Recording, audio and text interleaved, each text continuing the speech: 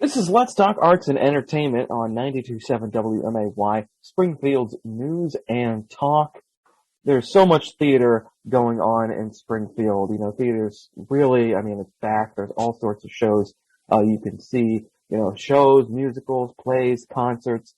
We have an original play which has some historical significance regarding Lincoln, which we like around town, and something you may not know, something that happened with Abraham Lincoln. And I am here with the director and author, John Woodruff, and Pam Brown, who is playing Mary Todd Lincoln. How are you guys?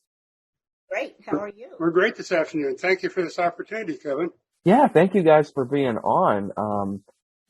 John, your show is called The Baltimore Plot, and it's a piece of history that a lot of people, when they think about the assassination of Lincoln, they think of the assassination, but there was even way before that a plan that trying to get him assassinated. What is Baltimore Plot all about? Well, as you mentioned, it's an attempt to assassinate Lincoln before his first inauguration, and do it as he passed through Baltimore on the way to Washington.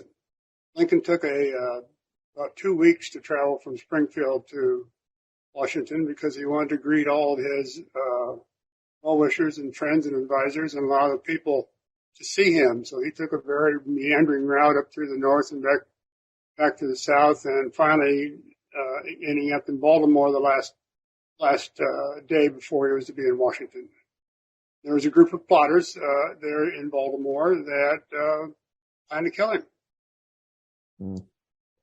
Yeah, it's very, very interesting. So then this story carries sort of that story with of course the Abraham Lincoln is in it, and as is Mary Todd Lincoln. And Pam, you have portrayed Mary Lincoln so many times, and always do a great job doing it. How is it once again stepping into this character?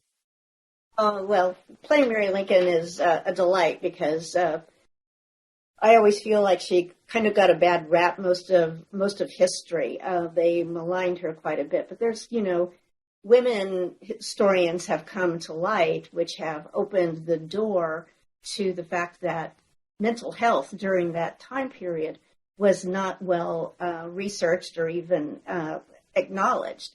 And Mary did have some issues mentally with her psychosis. She would be diagnosed as bipolar and today. And but there's Mary gets this attitude. People treat her like she was a bad person, that she was mean to Mr. Lincoln and things like that. But there was a softer side and a loving side and a funny side. Mary was known for her antics when she was in school, of mimicking all the teachers and things like that. So it's nice to play Mary Lincoln and show the softer side of Mary. But she did have a sharp temper, believe me. Yes, and it is interesting because I remember even when I was in middle school, somebody did a project on Mary Lincoln, and it was like, the madness of Mary Lincoln, and even then you're like, oh wow, but yeah, as you said, the more these things come to light, and any sort of diagnosis, going back years, those things evolve over time, and you get to know them a little better. So we know of course, President Abraham Lincoln, Mary Lincoln. So John, with the Baltimore Plot, talk about some of the other characters in the show that people may not be familiar with, and what their role is in this. Sure. First of all, I want to thank Pam and Randy Duncan. Yeah. Randy's going to play Abraham Lincoln, and I think most people consider them to be the foremost Lincoln reenactors in Springfield at this time, so I am fortunate to have them. One of the other major characters in this thing is a man named Alan Pinkerton. Pinkerton, of course, was the head of the famous detective agency.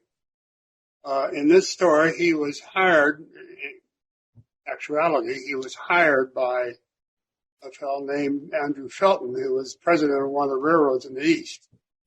And Felton was concerned that the conspirators were going to, that Southern sympathizers were going to destroy his railroad tracks and burn bridges to prevent Union troops from marching on Maryland in the event of a Maryland secession. So Felton hired Pinkerton to do that, and he added one of his more well-known staff members, a woman named Kate Warren, ably played by Cynthia Higginson, to join the group of detectives and get herself included in the group of female Southern sympathizers and find out what she could from them about the plot. The lead of the secessionist plot makers was a man named Cipriano Ferrandini, who was a Corsican that ran a barbershop in the basement of a well-known hotel in Baltimore. And he was gathering troops and training troops as militia to be prepared to take over Washington in the event that Maryland and Virginia both seceded. So in that, there's also several of Lincoln's close allies that accompanied him on the train. One of them is very well known as being one of the best friends of Lincoln and the closest thing he ever had to a bodyguard. So there's all these people, all this plot is based on actual characters and actual incidents that happened. I first read about the plot about 10 years ago in Smithsonian Magazine, and I thought, boy, this is a great play. And it only took 10 years to bring it to stage, so I'm very pleased that it's here. If I could interject for just a second. Yes. I'd heard about the plot, but I never really had researched it because there really wasn't anything primarily about this. And just in the past, I think 7 or 8 years, 2 or 3 different books have suddenly arisen that are completely about the Baltimore plot, and they are some of the most informative books about it that I've ever read. I've read both the Widmer book called The Lincoln in Peril, I think, or something like that, or Lincoln in something, and then the Lincoln Conspiracy, which is the one that I found the most. I liked it the best because it was written more like a murder mystery, and I really found it very interesting because I bought it on Audible, and it's one of the best Audible books I've ever listened to. Nice, very good. It's funny that we've known about this, but not until recently have they really explored it. Right, because I got to imagine, I mean, Lincoln's assassination, was such a famous, infamous event.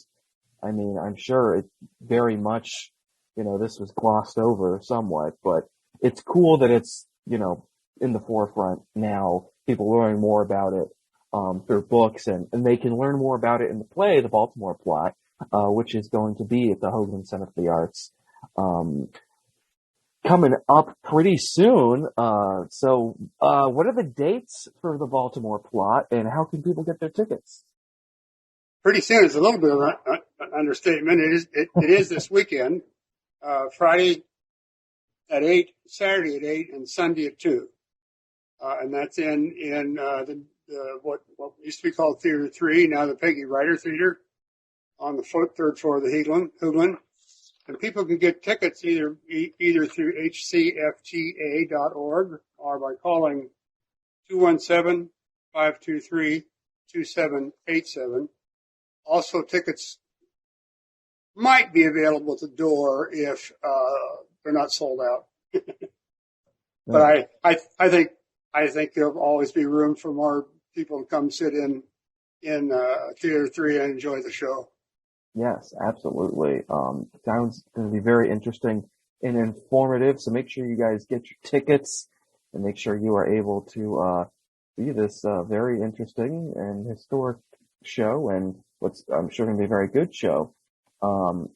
looks like we might have lost Pam, but John, break a leg to you and all the cast this weekend, and of course to Pam if she's either listening to this or is about to come back. But I appreciate both your guys' time here today.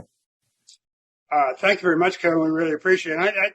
I think audiences will like this play. There's a lot of fascinating history in it that it'll just be fun to sit and watch. Wonderful. Thank you so much.